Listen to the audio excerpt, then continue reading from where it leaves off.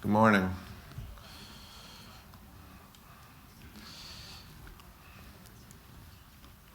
Women are usually an afterthought at security conferences around the world.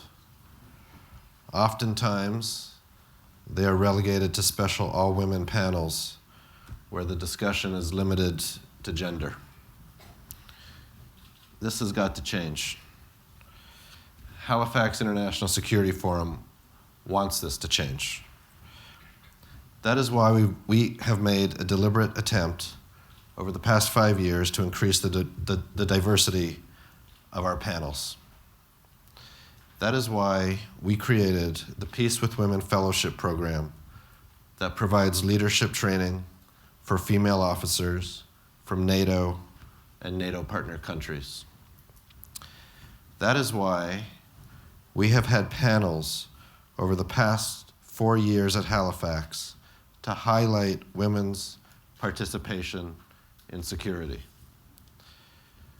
Women in security should not be the exception. They should be the norm. That is why this morning's plenary panel will be the last time the Halifax International Security Forum holds a panel that portrays women's contributions to peace and security as separate and distinct from the larger global effort.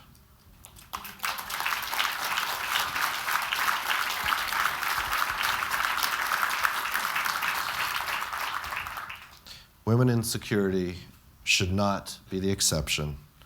They should be the norm.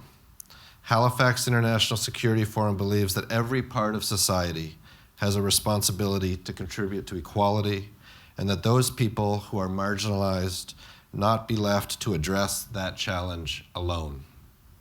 We need to call upon the champions among us who sit in positions of influence to tip the scale. Some of those champions will be on this panel, and I'd like to introduce one of those champions, Canada's Minister of National Defence, Harjit Sajjan.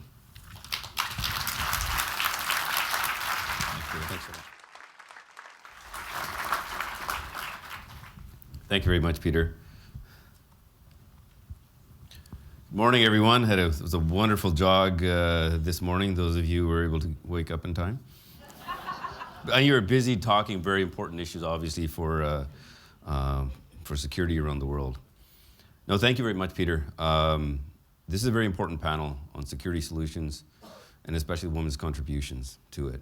On Friday night, at the dinner hosted by HISA, we heard from our own fellows about how all of society needs to be part of the solution to including more women's voices in defense and security. And my most important role is not as minister, it's actually as a father to my 11-year-old daughter, father to my 8-year-old son. That's how we're going to make these changes. We all need to stand up and make sure that our decision-making tables, whether in politics, in our militaries, at our conferences, have women's prominently featured. Voices like that of Lieutenant General Christine Whitecross, who currently is the Commandant of the NATO Defense College in Rome and the Canadian Armed Forces' first female 3-star general.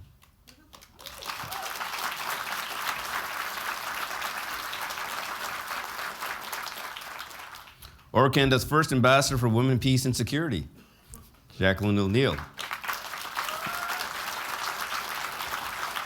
who helped establish the Romeo Dallaire Child Soldiers Initiative. She now plays a critical role in helping our government protect the rights of women facing insecurity and violence and to promote women's meaningful participation in our development of peace and security efforts around the globe.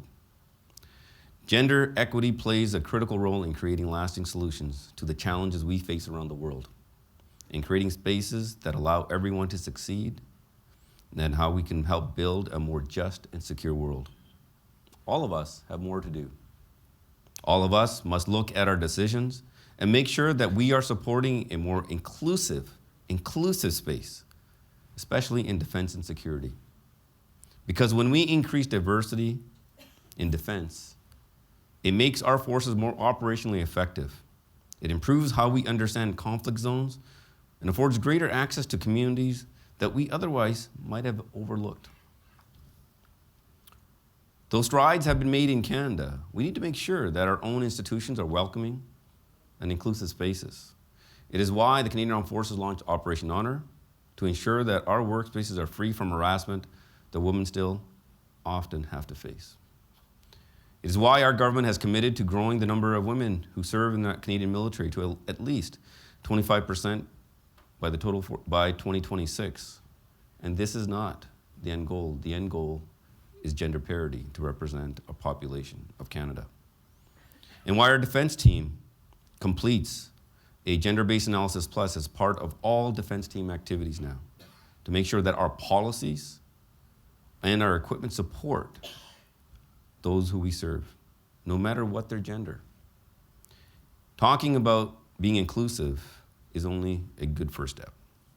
But we can't just stop at mere words. Real change and lasting change takes action. All of us have more to do, and all of us can do better. I, like many of you, look forward to hearing from this panel about what all of us can take, the concrete steps, so that defense and security community can more accurately represent the progressive world that we all are working hard to protect. Now, with that, I would like to turn it over to our moderator, Dr. Janice Stein, and thank you very much for being here, and thank you for being a leader as well, Janice. Thank you. Let me start by introducing the panel to you. So sitting immediately to my right is Admiral Rob Bauer. And I have to make sure I get all the titles right and the ranks. The Chief of Defense for the Netherlands Armed Forces. Sitting next to Admiral Bauer is General Stephen Wilson, the Vice Chief of Staff for the U.S. Air Force. Welcome to you both. Jody Thomas, we do not need to welcome. She is one of ours, and she is currently our Deputy Minister of Defense. Great to have you here, Jody. Sitting next to Jody and is Atul Khare, who said he is a kind of general because he's the Undersecretary General for Operational Support at the UN. Welcome to you. And of course, at the end, somebody well known to all of us, our Chief of the Defense Staff, John Vance. So thank you all for joining in the conversation. At our dinner on Friday evening, our deputy had the privilege and the pleasure of introducing this year's fellows to you all. I was probably luckier because I got to spend a day in Toronto with them and had a very special dinner with them. And I cannot tell you what a great group of leaders they are. So before we go to the panel, I'm going to go to 2 or 3 of them, just depending on the time, and ask them, just take a minute or 2 in each case, to tell you about a moment of leadership in their careers and what enabled those leadership. Can I start with Solveig Khare? Do we have a mic for her? We need a mic. Oh, great. Solveig is just a spectacular leader. Solveig. Thank you for inviting me to be part of this. I'm Solveig Khare from the Royal Norwegian Navy, and on the 9th of September in 1995, I had the pleasure of finally have the command of a submarine in Norway. I have been 9 years underwater, 3 of them as a commanding officer. And I couldn't have done this if I didn't have any sponsors, actually. There were some brave men, I would say, around me, encouraged me all the way, and never had any problems inside the submarine surface warfare area, because I knew them all, and they knew me. That was all the other ones outside. How is this possible? Is it possible? A woman? Yes, it's possible, and someone has to be the first, but sadly, I'm still the first and the only one.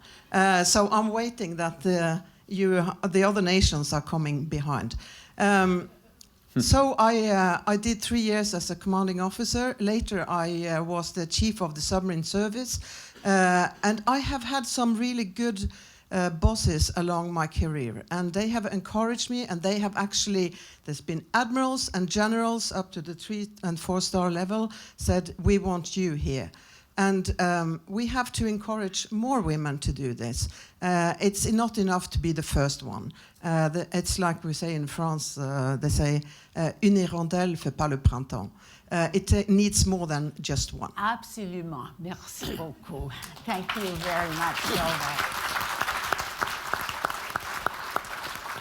You know, that's a great point that Solveig just made, that we need critical mass of diversity. So we're going to come back to the panel for that discussion. Before we do, sitting next to Solveig, wow, this is some star that I've had the pleasure to spend some time with, Eleanor O'Sullivan, who, by the way, reports to Admiral Bauer. No pressure. No pressure on Eleanor. So I preferred standing with my back to him.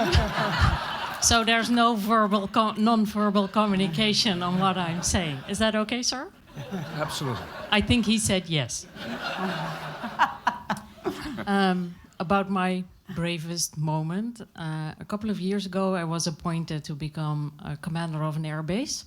And it was the first female commander of an operational air base. And the news was all over it. Woman, can she do it? But internal our organization, the discussion was, she is not a pilot, since I'm an intelligence officer. And that was a bigger problem inside the Air Force than outside the Air Force. So how can you run an airbase if you're not a pilot? So pressure was high to succeed. And in my first week at the airbase, the news was all over integrity incidents. And I started talking to the pilots and telling them, because it was an issue with the pilots. And I was talking to them that culture needed to change. And I was like, yeah, that's why we need a pilot as a commander of this airbase.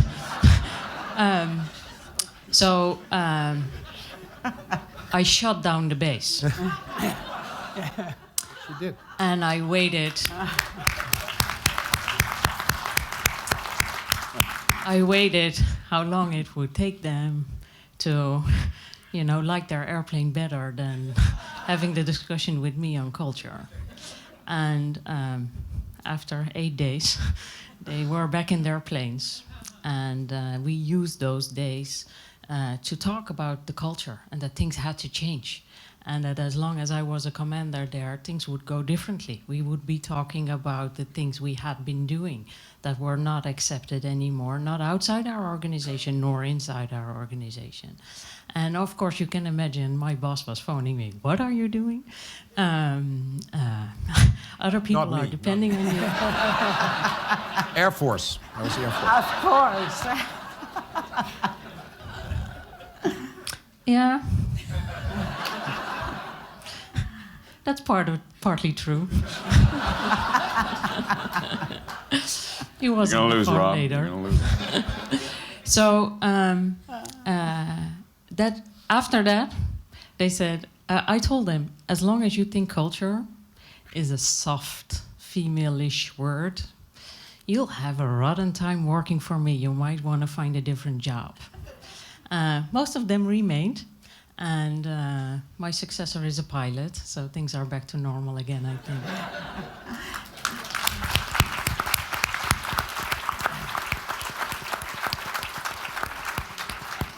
You're getting a sense of what a wonderful time I had with these 11 leaders. They are just something else. I'd love to find Lisanne from Canada. Where's Lisanne? Okay, great. Good morning. I wasn't expecting to be called, but I can. The moment I talked about is when I was in Afghanistan. I was chief airspace management, and the issue was that the Afghan artillery was firing within the airspace, depending on the ground level, where they were at, the mountainous level, and we were trying to explain that to them. You need to coordinate before you fire. Of course, that was a tough act, and during an exercise, we went to the Afghan army base to be part of it. and I'm trying to explain what airspace is and why it's important for them to discuss.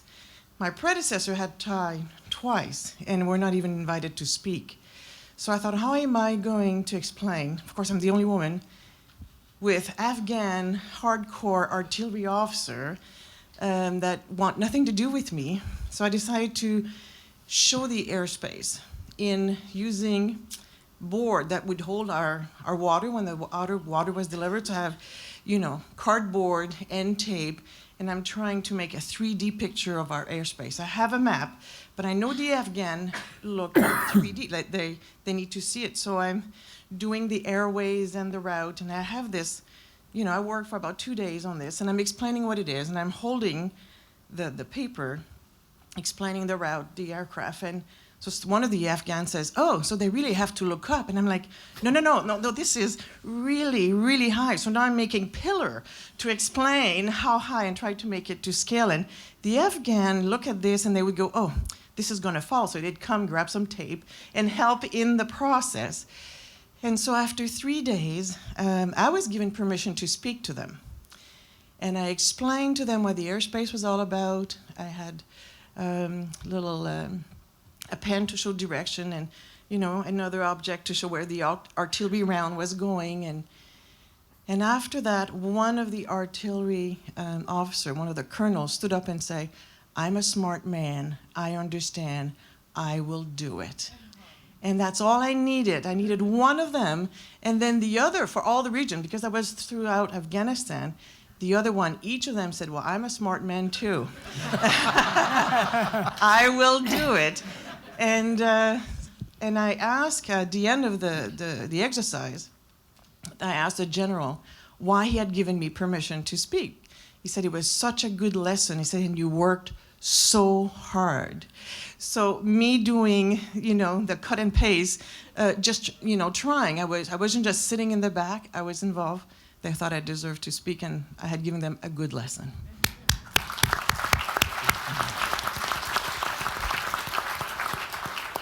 So we have time for maybe just one more. Fiona? Yes. So Fiona would like, she's going to ask the panel a question, so she's going to start off this part of the conversation. Over to you, Fiona. Good morning. Those are 3 great leadership examples, and I just want you to take those. Those are just incredible. I just wanted to say to the panel that being here, you being here on this panel is a real statement of your commitment to embrace diversity, for which thank you from all of us.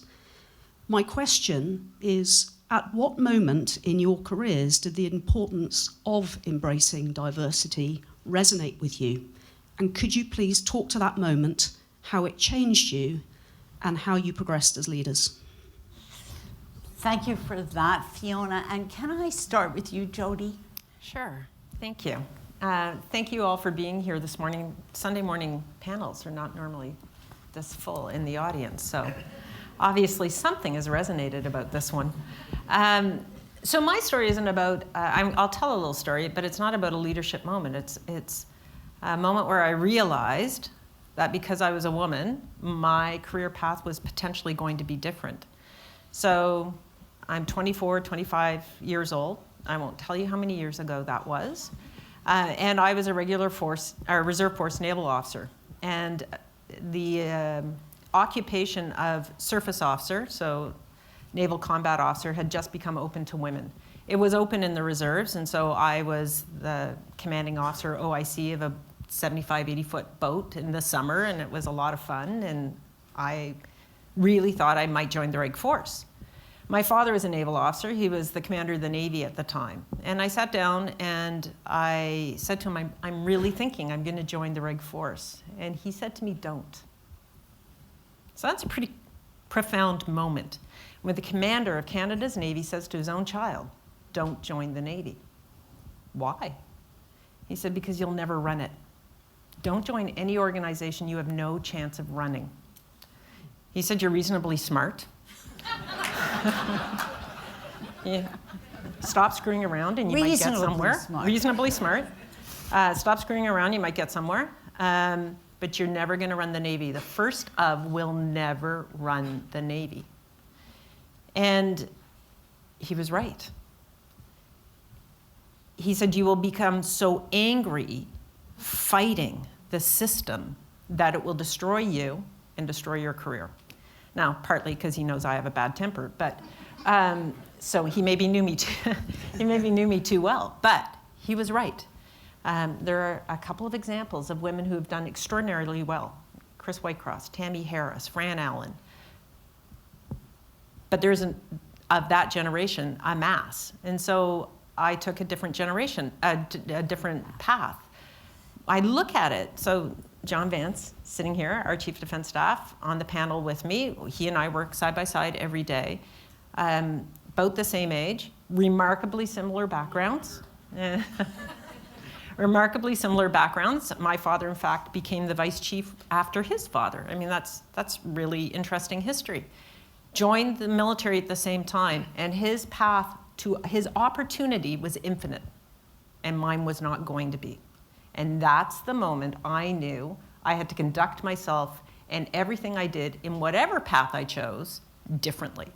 And so whether it is standing on a chair in meetings, which I have done, younger, don't recommend it, demanding to be heard, or trying to empower women and different cultures and diversity in the job I now have, because I consider the next generation the most important part of my career. That moment, I think, shaped the rest of my life. That's great, Jody. Thank you.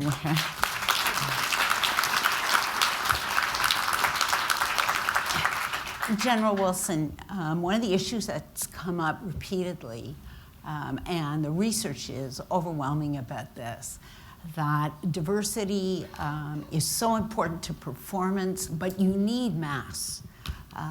Having a single individual actually puts a tremendous burden on that individual.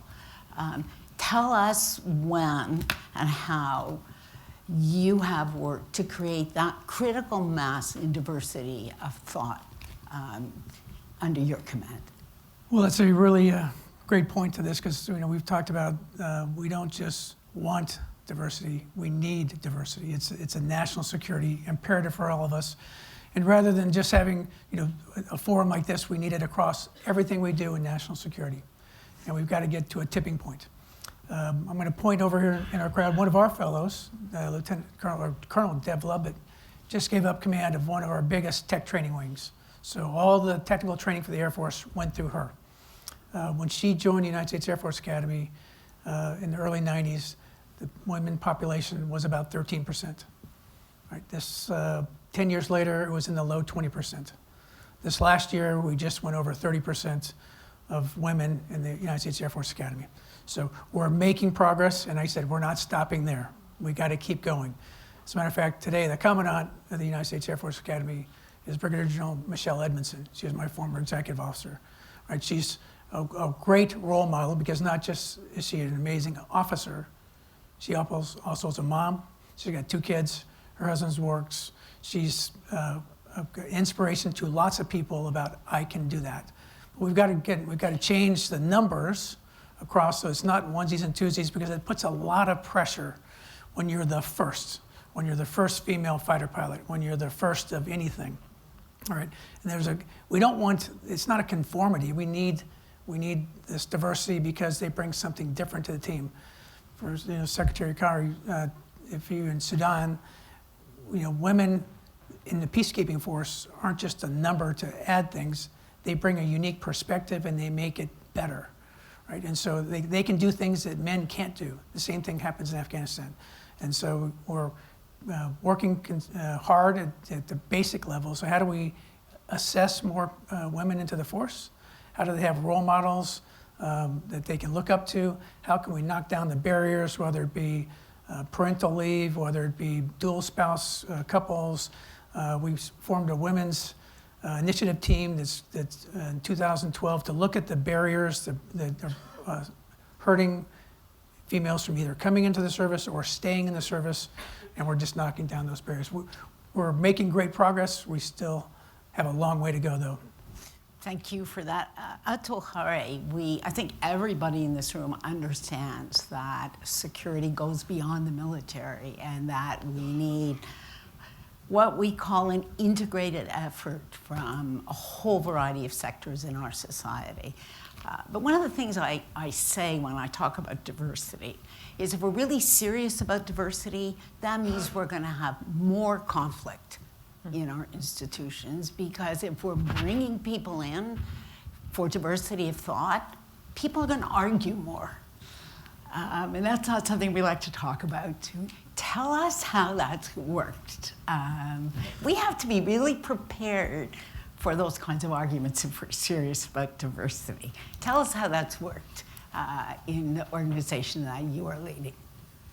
I think diversity is of critical importance. And indeed, to a certain extent, it will lead to argumentation, discussion, development of compromise and consensus. But that is perfectly acceptable. In fact, when we say we want peace, we don't want peace of the symmetry where everything is stable and nothing moves. We want a peace which is actually founded on full, meaningful, and equal contribution of all members of the society.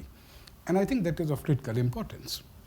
Now, one of the challenges which we are having in peacekeeping is not only the question of gender parity, and I salute all the 11 trailblazers. I want to salute all the trailblazers who were mentioned in Deputy Defense Minister Jody's Think Peace. In my own department, all three of my deputies are women. But they are women because of a biological fact. I mean, they were selected because they were the best, the most competent of the lot. But I hope that we will arrive at a stage where instead of speaking about trailblazers, we will be speaking about real equality. And we are quite far from that. There is another problem which I find in peacekeeping in particular, because we are now dealing with what I call non-state actors. And a vast majority of these non-state actors seem to have made gender inequality an article of faith. And this is creating tremendous problems. So if we are going to change them, we need to speak from a position of strength. And therefore, our operational effectiveness is enhanced by having an equal number of women. And finally, to conclude, I do believe that apart from operational effectiveness, we need to have diversity because it is the right course to follow. I mean, whether there is operational effectiveness or not, we don't question the same thing about racial diversity. Why should we question that about gender diversity? Thank you. General Vance, turning to you in your role as CDS and leader of the forces, I've heard you say, and I have said it many times myself in different contexts, it's not what you say, it's what you do. It's the actual modeling, and people watch leaders all the time for what they do. Share with us how you have worked to actually do diversity in the Canadian Forces. Thanks. Can I just answer Fiona first? Just because I wanted to just say that I didn't have that epiphany or aha moment. I'm a product of a process, and I'm still evolving. I get aha moments every day, men and women who do really good work. On the diversity thing, I mean, I think my generation of military leader, as a young infantry officer, diversity happened when the Air Force came to the mess. It had nothing to do with gender.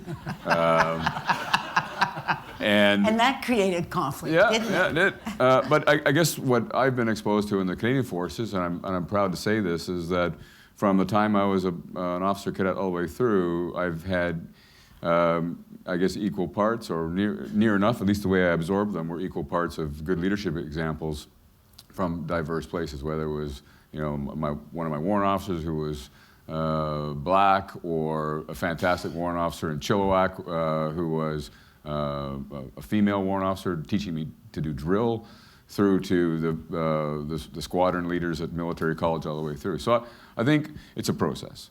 And part of that, the reason why I wanted to answer you, and I'm not trying to ignore you, Janice, but the reason I wanted to answer is because, I feel highly imperfect as I try to drive the machine to do what it's got to do. Probably making as many mistakes on the way as showing intentionality around making things better for the operational effectiveness of the armed forces. So I only say that because none of us are approaching this, certainly I'm not, from having an answer. Willingness and trying to stick by principles of leadership in general is sort of where we're at, I would say. How do you do it daily? I'll tell you.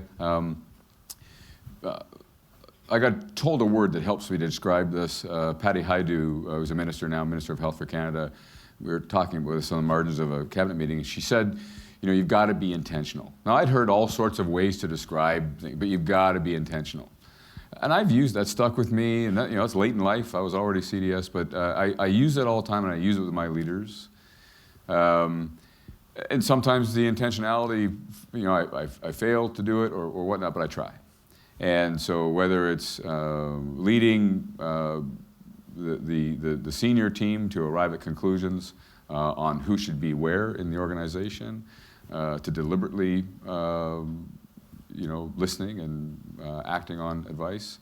But the important part of your question is you actually have to do it, right? I guess that's the thing. Yes. You have to be intentional, and it's got to be just as much a part of your repertoire of things to be worried about as a CDS as is the correct application of firepower, developing the logistics plan for a theater, or providing advice to government. It's part of what you do. Yeah. That's all I can Absolutely. I think every leader in this room knows that it's part of what you do, and that people are watching all the time to see what you're doing rather than to listen only to what you're saying. You're so right. Admiral Bauer, it's clear to me from meeting Eleanor O'Sullivan that there is an atmosphere of diversity and critical thinking. You just have to spend 15 minutes with someone who reports to you. I know it's a treat. If she wants to. When she feels like it. Yeah, if she feels right. Yeah. Somebody asked me once whom I reported to, and I said, I don't really understand the question. And it's been a wonderful strategy, frankly. Can you tell us, Admiral Bauer, what you've done? And let me just add that I've had a few minutes to talk to Admiral Bauer about this extraordinary fellowship that has been assembled by the Halifax Security Forum, and he's been a great interlocutor. So over to you, Admiral Bauer. First of all, I think we didn't select Eleanor to be the Defense Cyber Commander because she's a woman, but because she is the best for that job, and because she thinks differently. And in terms of diversity, it's not only about men and women, it's also about the way you think. So it is a much broader issue. For Fiona's point, I grew up in a family with a mother working and a father working, and my wife is working, and we never had the debate about, you know, you're not working any longer when we have children. We worked around it together, and we solved those problems. And as far as I'm aware, the children are relatively happy, and are doing well. So actually, until the moment I became Chief of Defense, I sort of was not unaware, but I was not truly thinking about it as an issue. But when I talk to the troops and when I visit the mission areas and when I talk to people from different minorities, they come to me and actually share their stories, and sometimes they are horrendous. They are horrendous stories about what they are encountering. Yeah. And it's not only women, it is the Muslim guy which is the minority in a group. And as a result of those talks, I was sort of awakened, I think. So that was during my last 2 years in the job. On Friday, we had lunch with this fantastic group of women. And one of the sad things, actually, when I listened to all of them, was when they started to say things like, okay, the question was, and I think Jonathan asked the question, you know, ladies, what are you going to do different when you come home? And many, and there were different variations, but many said things like, I am no longer trying to fit in. I am no longer going to be apologetic.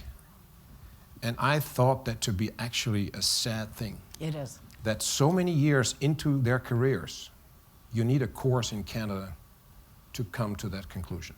So we are doing not very well in terms of inclusiveness and in terms of diversity, when that is the case. So that is actually something that fires me to work on it further. There's all sorts of practical things going on in the Netherlands, but I won't talk about that. What I will actually do when I come home, I want to walk the talk, so to say. So I have suggested that when these women leave Halifax, they will stay in touch with each other. So that's good. Friends for life, probably. But wouldn't it be a great idea if these women come back together next year? Not here, but in Europe, because they have been confronted with the US and Canadian perspective on security issues, which is great. But there is more in the world. So what I will do is when I come back, I will write my colleagues, the chiefs of defense in Europe that have participants in the course, and I will take the initiative to set up that week, let's say a week of meetings in Brussels, so they can be talking to people in NATO and the EU, maybe visit a couple of capitals to hear the national perspectives. And we will set up the course before the next Halifax International Security Forum.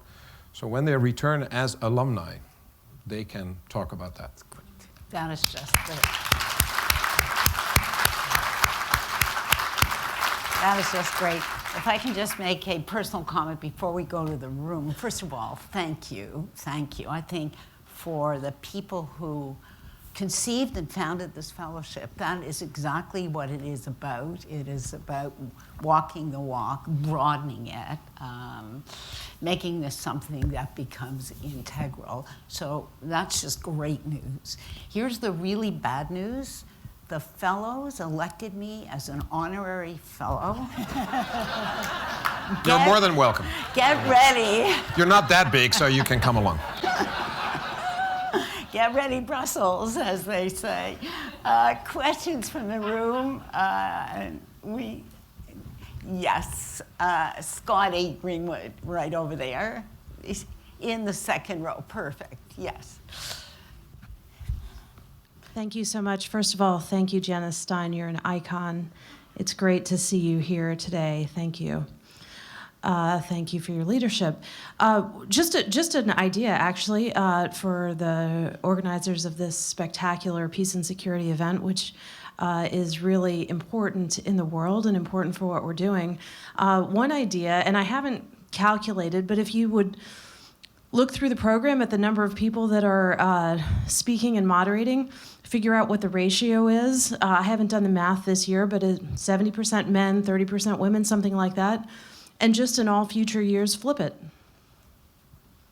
That's my idea. Okay, there's a hand right there. I'm just going to work my way around the room here. Yes. Hello, I'm Mauricio Mesulan from Mexico. I just wanted to add to the conversation, because it hasn't been mentioned, that gender inclusiveness is a predictor of peacefulness in countries.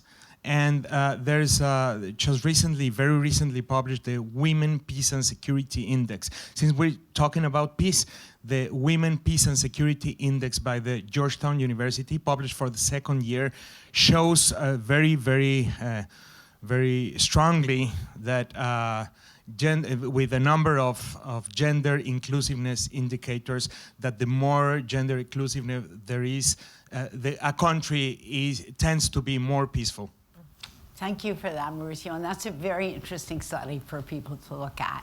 Yes, right there on the aisle. Heather Hurlbert from New America in Washington. Hi, Heather. First, I want to congratulate Halifax and Peter and the fellows and the panelists and the Ministry of Defense for showing how it's really hard to do this work, and it's hard to get it right, and sometimes it's hard to get it right the first time, and I think we all agree that in the end, this panel really got it right, so congratulations.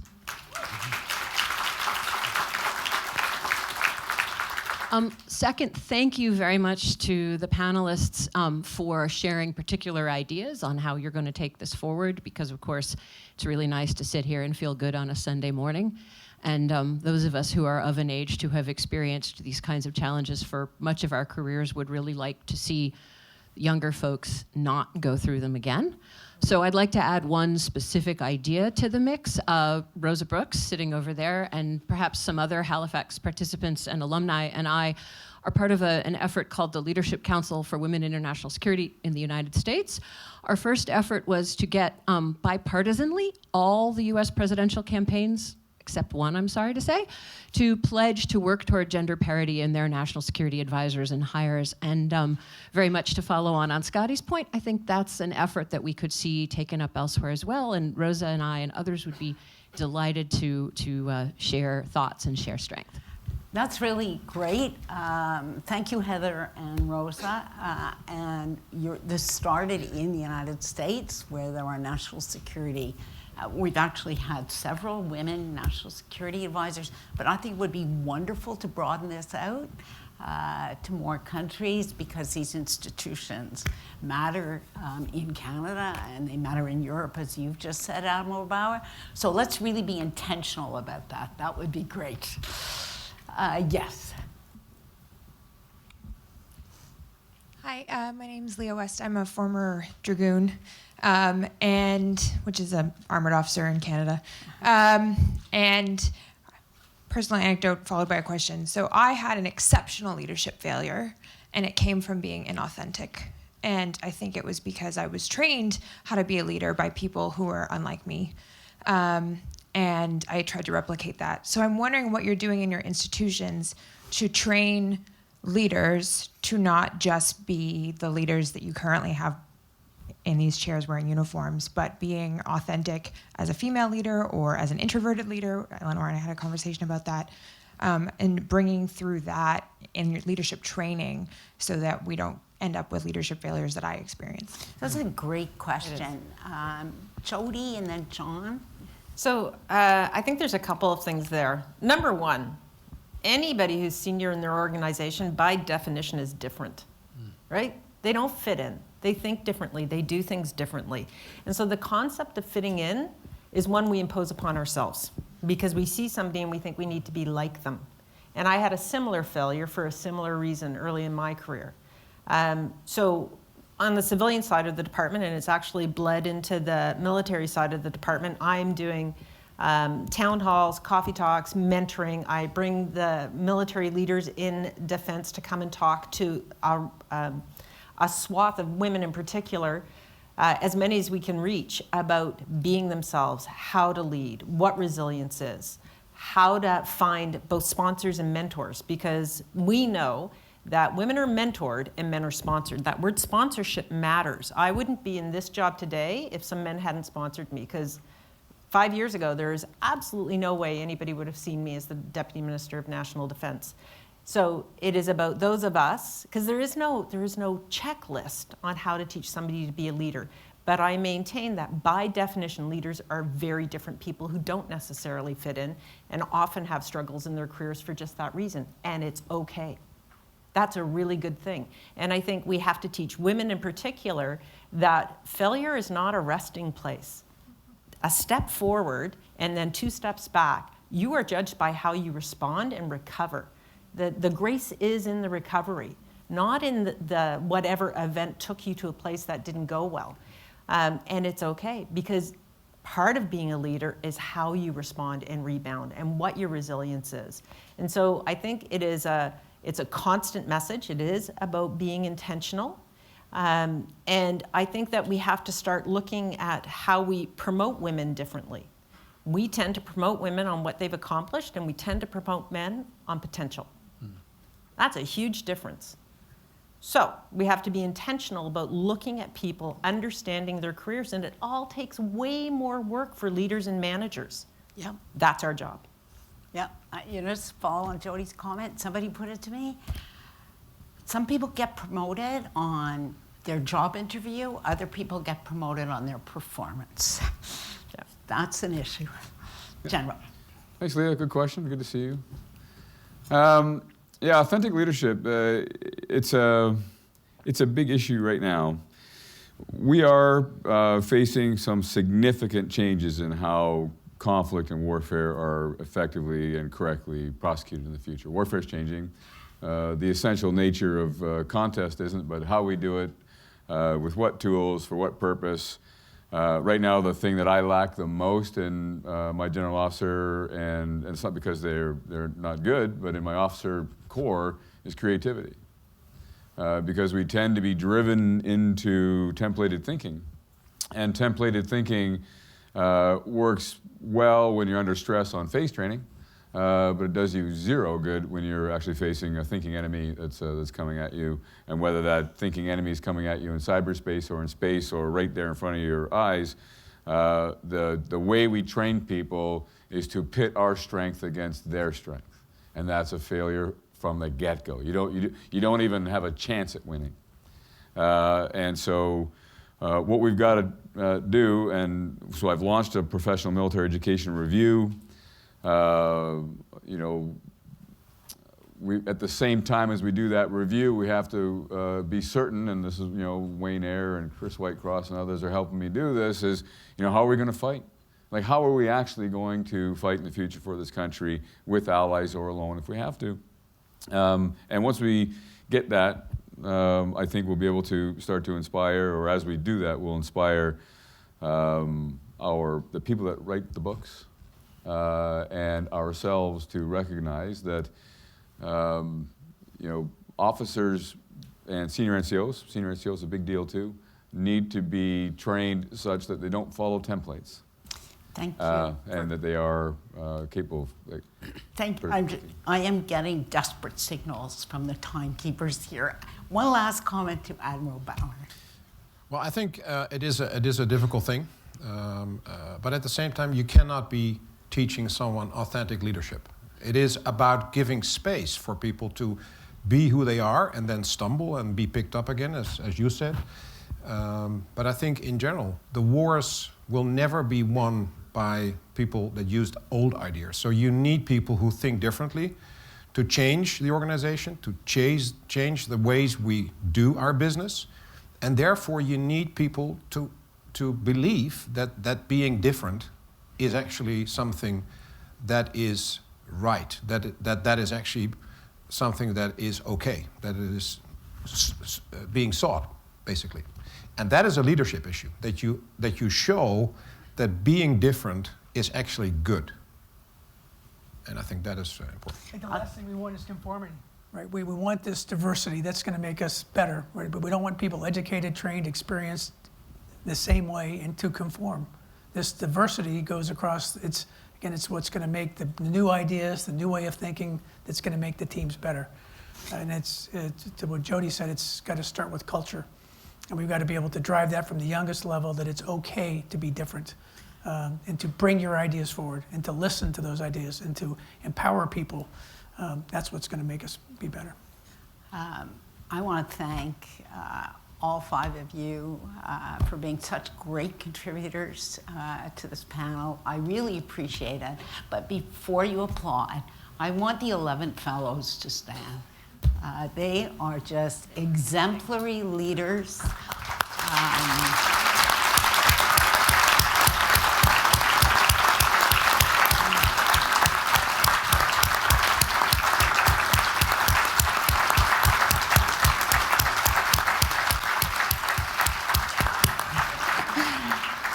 Thank you all again. Thank you.